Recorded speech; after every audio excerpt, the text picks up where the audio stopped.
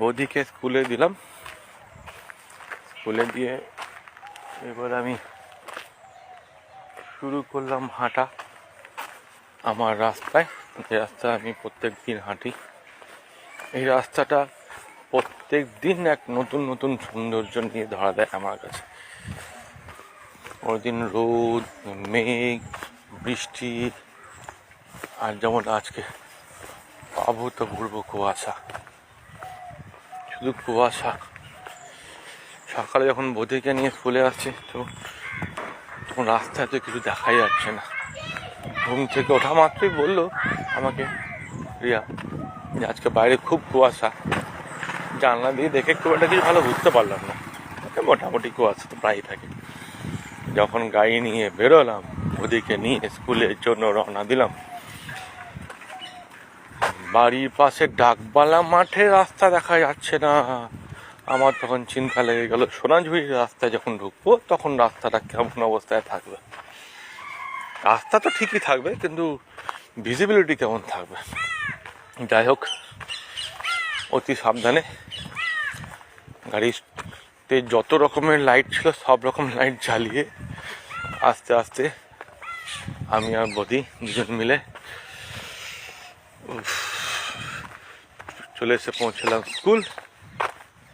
এবারে দেখো সেই সোনাঝুরির বিখ্যাত বুদ্ধ মূর্তি। এই বুদ্ধ মূর্তিকে তো আমরা অনেক রূপে দেখেছি। দেখুন তো এইভাবে কতজন দেখেছেন এরকম কুয়াশার মধ্যে? দেখে কি মনে হচ্ছে এটা সোনাঝুরির বুদ্ধ মূর্তি, নাকি দার্জিলিং এর সেই বুদ্ধ মূর্তি? কালিম্পংয়ে একটা বুদ্ধ মূর্তি, বিশাল বুদ্ধ মূর্তি আছে, সেই বুদ্ধ মূর্তি। দেখুন কেমন ফুলগুলো ফুটেছে। এই ফুলটার নাম এই মুহূর্তে আমি বলে গেলাম, আমার কাছেও আছে, কিন্তু হোয়াইট কালার। এটা তো আমরা বলি মোরগ ঝুটি, আর এটা বলে গেলাম নাম, কুয়াশা সব ভুলিয়ে দিয়েছে আমাকে। চলুন এবার আস্তে আস্তে যাওয়া যাক। এটা বৌদি স্কুল। কে বলবে এই স্কুলটা বোলপুরে?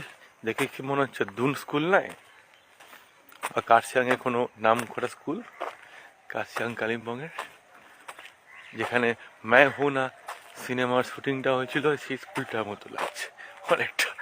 এটা আমার ইমাজিনেশন। এবার চলে এলাম আবার আমি আমার রাস্তায়। এদিকে রাস্তা চলে গেছে বাদলি হোটেল অ্যান্ড রেস্টুরেন্ট, পথ্য সাথী আয়ুর্বেদা। এই রাস্তা দিয়ে সোজা চললাম। এবারে দেখুন রাস্তাটা,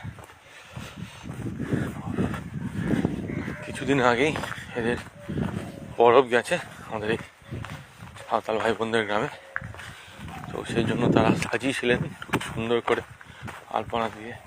সেই ছবিগুলো দিয়ে একটা পোস্ট দেবো, লিখবো মনে করেছিলাম, লেখা হয়ে উঠছে না, কি জানি বা আমার আবার লেখাটা সবসময় আসে না। দেখুন সোনাঝুরি সত্যি কত লাগছে, কাকগুলো উড়ে যাচ্ছে, পাখিগুলো উড়ে যাচ্ছে। হ্যাঁ, এত কুয়াশা, ঠান্ডা, তার মধ্যে সবাইকে কাজেও যেতে হবে, আমাকেও কাজে যেতে হবে। আমি ঘুরে চলে এলাম একবার, দেখি দেখুন বাড়ির ছাদে হয়েছে কি সুন্দর ফুল। সিম গাছ নাকি কে জানে, যাই না কি গাছ, এটা অনেকগুলো হয়েছে। সিম হতে পারে, মেবি, আই ডোন্ট নো।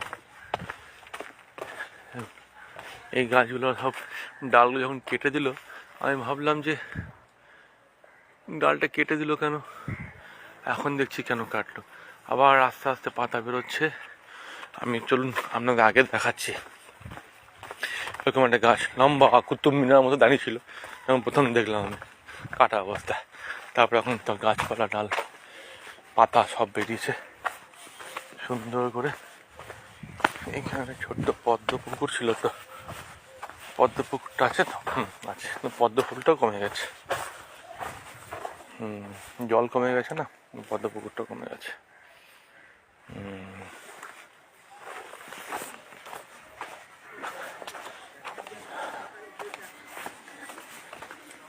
কেমন সব গাছের ওপর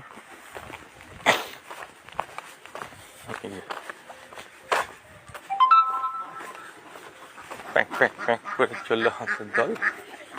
প্যাক প্যাক প্যাক প্যাক হাঁসের দল চললো প্যাক প্যাকনি করতে করতে।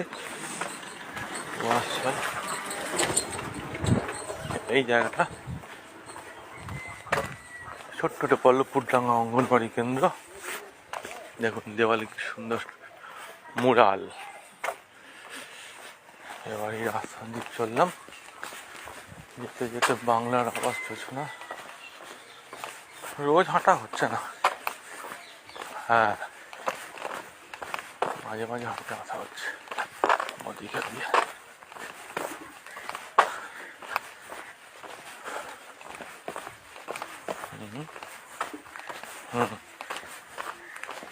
এখানটা একটু তাড়াতাড়ি পেরোচ্ছি কারণ আদিবাসী তাদের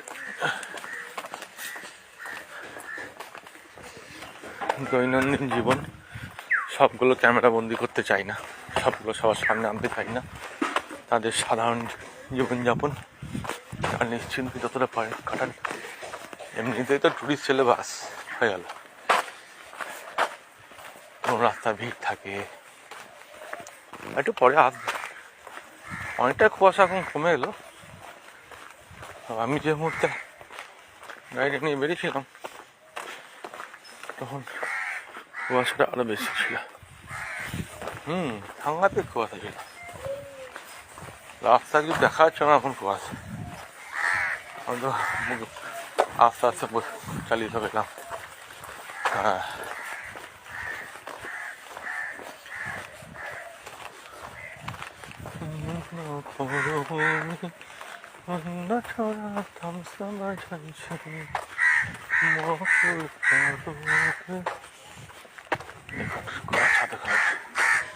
এই রাস্তাতে কত কুয়াশা।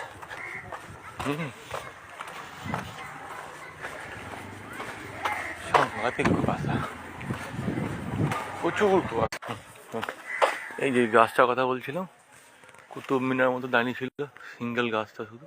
এবং দেখুন কত সুন্দর পাতাগুলো বেরিয়েছে, সুন্দর হয়ে চারদিকে না ছড়িয়ে লম্বা হয়ে এই পাতাগুলো বেরিয়েছে।